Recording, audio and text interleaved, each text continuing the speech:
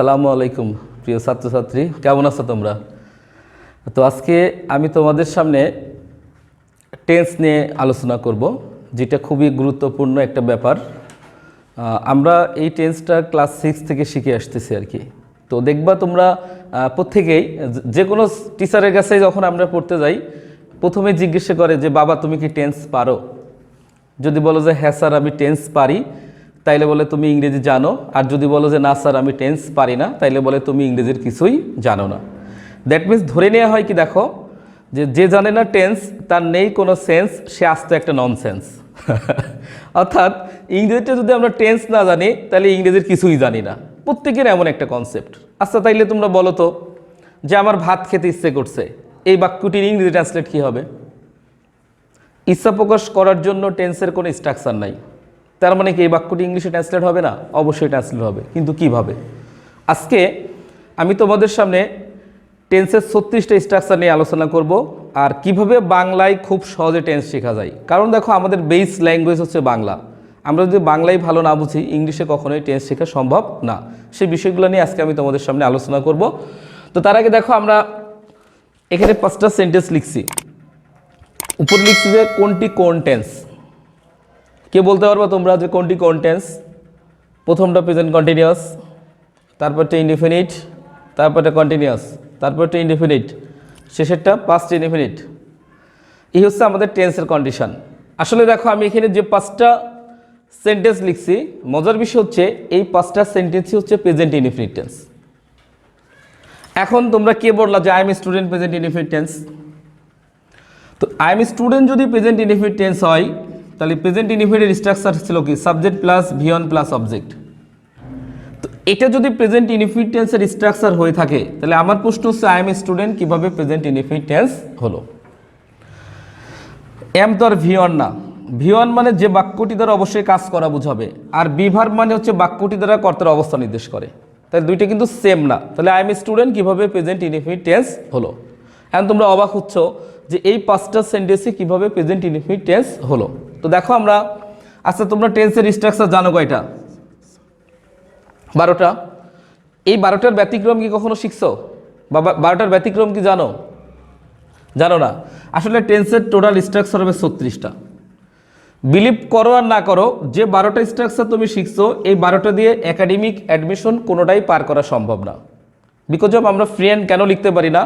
এর প্রথম কন্ডিশন হচ্ছে দেখো তুমি টেন্স আসলেই বুঝো না। যদি টেন্স তুমি বুঝতে, তাহলে অনেক ভালো লিখতে এবং বলতে পারতা। এর বাস্তব এক্সাম্পলে আমরা যাব এবং তোমাকে প্রুভ করে দেবো যে টেন্সের 36 স্ট্রাকচার কেন হয়।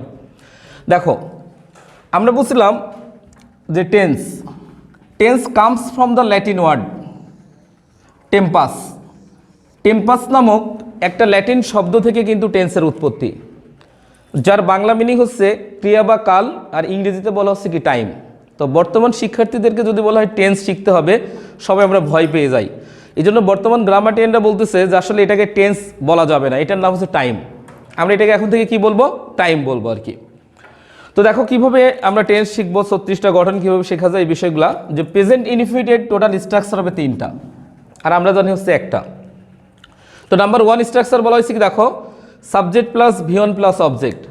অর্থাৎ এখানে আমি দেখো যে 5টা সেন্টেন্স লিখছিলাম, এই 5টা সেন্টেন্সের মধ্যে শুধুমাত্র 2 নাম্বারটা হচ্ছে 1 নাম্বার মেইনটেইন করে। দেখো হি ইটস রাইস। হি হচ্ছে থার্ড পারসন সিঙ্গুলার নাম্বার, এই জন্য ভার্বের সাথে কি হয়েছে? এস বা ইএস হয়েছে। প্রেজেন্ট ইনডিফিনিটের 2 নাম্বার স্ট্রাকচারটা দেখো যে সাবজেক্ট অনুসারে আমরা একটা বি ভার্ব নিব, এম ইজ আর। সাবজেক্ট অনুসারে যদি একটা বি ভার্ব নেই, এই বি ভার্বের পরে যে শব্দটা বলবে সেই শব্দটা হয় নাউন হবে, না হলে অ্যাডজেক্টিভ হবে।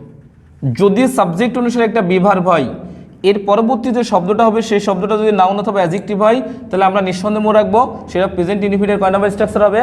2 নাম্বার স্ট্রাকচার। দেখো এবার আই এম স্টুডেন্ট কেন প্রেজেন্ট ইনডিফিনিট হলো?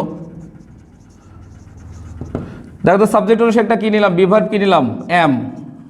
স্টুডেন্টটা কি? নাউন না? খেয়াল করো, ইট ইজ ইন্টারেস্টিং। মনে রাখবা ইন্টারেস্ট প্লাস আইনজে হয় না। সাবজেক্ট অনুসারে একটা বি ভার্ব কি নিলাম? দেখো তো ইজ। ইন্টারেস্ট প্লাস আইনজে হয় না, ইন্টারেস্টিং হচ্ছে একটা অ্যাডজেক্টিভ। তাহলে সাবজেক্ট অনুসারে যদি আমরা একটা বি ভার্ব নিই, এর পরবর্তী শব্দটা যদি নাউন অথবা অ্যাডজেক্টিভ হয়, তাহলে নিঃসন্দেহে মনে রাখবা প্রেজেন্ট ইনডিফিনিটের কয় নাম্বার হবে? 2 নাম্বার হবে।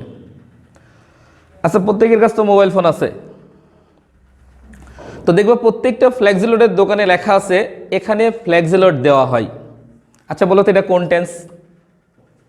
Present indefinite tense. তো যদি প্রেজেন্ট ইনডিফিনিট টেন্স হয় তাহলে তুমি 1 নম্বরে ট্রান্সলেট করতে পারো কিনা, 2 নম্বরে করতে পারো কিনা? দেখো 1 নম্বর এবং 2 নম্বর কোনোটাতে ট্রান্সলেট হবে না, এটা ট্রান্সলেট হবে 3 নম্বর স্ট্রাকচারে।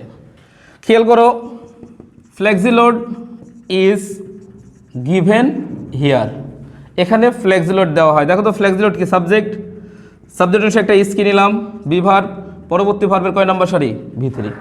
তাহলে সাবজেক্ট অনুসারে যদি একটা বিভার থাকে, এর পরবর্তী ভার্বে যদি পাস্ট পার্টিসিপল ফর্ম হয়, তারপর যদি অবজেক্ট থাকে, তাহলে সেটা প্রেজেন্ট ইনডিফিনিটের কয় নম্বর স্ট্রাকচার? 3 নম্বর স্ট্রাকচার। তা দেখো তো প্রেজেন্ট ইনডিফিনিটের টোটাল স্ট্রাকচার কয়টা? 3টা। তাহলে যদি প্রেজেন্ট ইনডিফিনিটের 3টা স্ট্রাকচার হয় তাহলে 3 × কত? 36। তাহলে আমরা কয়টা জানি? 12টা। তো দেখো যে 12টা তুমি জানো, আমরা কেন ফ্রি হ্যান্ড লিখতে এবং বলতে পারি না, তার প্রথম এবং প্রধান শর্ত তুমি টেন্স আসলেই বুঝো না। এটা ছিল আমাদের টেন্সের ইংলিশে আলোচনা। তো এবার দেখো আমি তোমাদের বাংলায় টেন্স শেখাবো।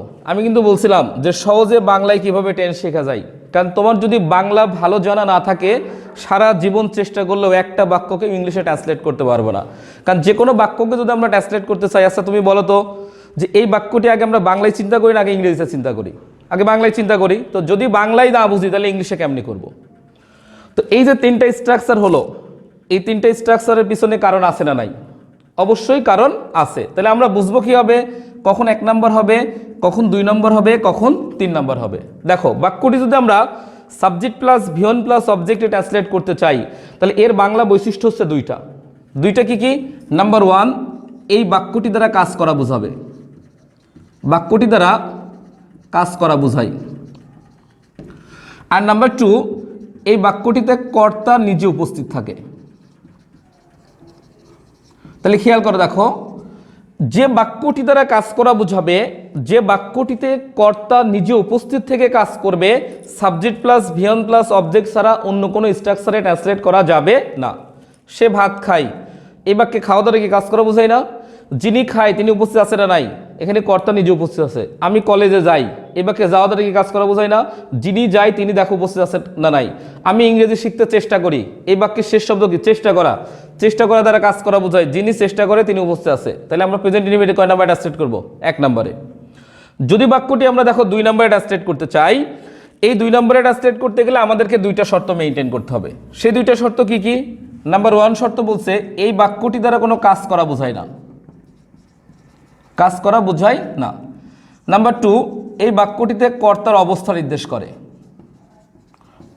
অর্থাৎ মনে রাখবা, যে বাক্যটি দ্বারা কোনো কাজ করা বোঝাবে না, যে বাক্যটিতে কর্তা নিজের অবস্থা নির্দেশ করবে, তাহলে সাবজেক্ট অনুসারে আমরা একটা বিভার নিব, পরবর্তী শব্দটা হয় নাউন হবে, না হলে অ্যাডজেক্টিভ, তারপর অবজেক্ট। খেয়াল করো, আমি একজন ছাত্র, এই বাক্য দিয়ে ছাত্র দ্বারা কি কাজ করা বোঝায় না আমার অবস্থা নির্দেশ করে? অবস্থা নির্দেশ করে। তাহলে আমরা কয় নম্বরে ট্রান্সলেট করবো? 1 না 2? 2 নম্বর। আমার বাবা একজন সরকারি চাকরিজীবী, এই বাক্যের শেষ শব্দ কি? চাকরিজীবী। চাকরি দ্বারা কি কাজ করা বোঝায় না আমার বাবার অবস্থা নির্দেশ করে? গাছটি খুব লম্বা, লম্বা দ্বারা কি কাজ করা বোঝায়? অঙ্কটি খুব কঠিন, কঠিন দ্বারা কি কাজ করা বোঝায়? তাহলে আমরা কয় নম্বরে ট্রান্সলেট করবো? প্রেজেন্ট ইনডিফিনিটের 2 নম্বর স্ট্রাকচার ট্রান্সলেট করব। যদি আমরা প্রেজেন্ট ইনডিফিনিটের 3 নম্বর স্ট্রাকচার ফলো করি, তাহলে মনে রাখবা এই বাক্যটির শেষ শব্দ হবে ভার্ব প্লাস হয়।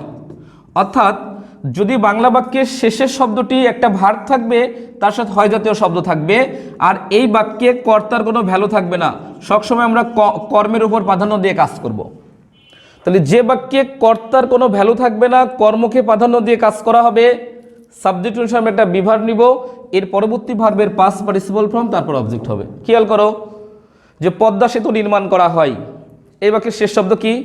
নির্মাণ করা হয়। যিনি নির্মাণ করবে তিনি কি উপস্থিত আছে? নাই। তাহলে আমরা কয় নম্বরে ট্রান্সলেট করবো? দেখো তো, the Padma bridge is constructed, এখানে ফ্লেক্সিলোড দেওয়া হয়, এই বাক্যের শেষ শব্দ কি? দেওয়া হচ্ছে ভার্ব, হয় জাতীয় শব্দ।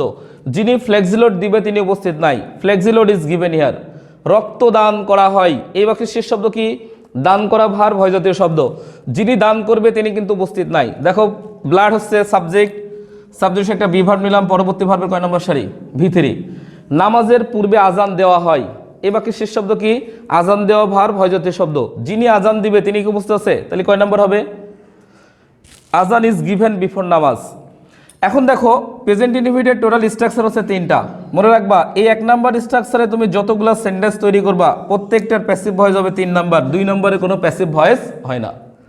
ভয়েসও শিখাই দিলাম আর কি, যে 1 নম্বরের প্যাসিভ ভয়েস কয় নাম্বার?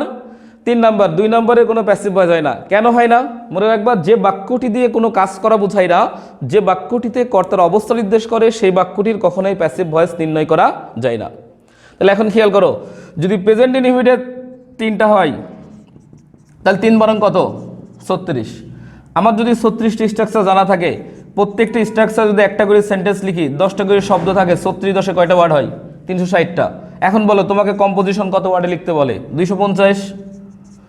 তোমাকে প্যারাগ্রাফ লিখতে বলে কত ওয়ার্ডে? 150 ওয়ার্ড। কমপ্লিং স্টোরি, এগুলো কিন্তু সবই এর মধ্যে সীমাবদ্ধ। তো এই 36টা স্ট্রাকচার যদি তোমার জানা থাকে, দেখো তুমি 100% ফ্রি হ্যান্ড লিখতে পারবা। বিকজ অফ আমরা এখন সৃজনশীলে পড়াশোনা করতেছি, আর সৃজনশীলে যদি ফ্রি হ্যান্ড লিখতে চাই অবশ্যই তোমাকে বাংলা এবং ইংলিশ দুটাতেই টেন্স শিখতে হবে। এই হচ্ছে আমাদের আজকে টেন্সের আলোচনা। তো আমাদের এই ভিডিওটি যদি তোমাদের ভালো লাগে, লাইক, কমেন্ট এবং শেয়ার দিতে ভুলবা না। এরপর আমরা নেক্সট ভিডিও নিয়ে তোমাদের সামনে হাজির হব। ধন্যবাদ সবাইকে, আজকে এই পর্যন্তই।